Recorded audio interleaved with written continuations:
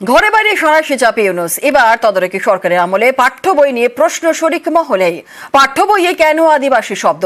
তদারকি সরকারের প্রধান হিসেবে দায় মোহাম্মদ ইউনূসেরই। কুর্সি বদলে লাভ কি হলো? বিএনপির পর এবার সরব গণ অধিকার পরিষদ।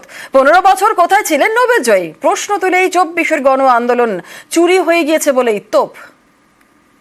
ছাত্ররা এখন কিংস পার্টি গঠন করতে চাই, তিনি সেই কিংস পার্টির অ্যাম্বাসেডর হয়েছেন।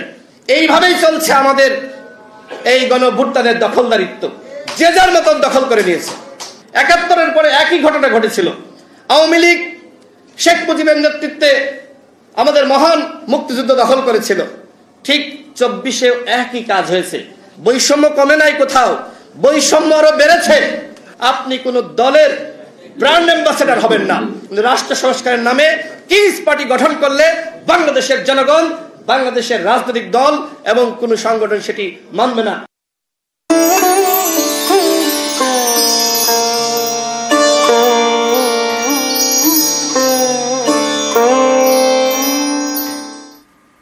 আর এবার এক নজরে জেলায় জেলায় বাগদেবীর বন্দনা।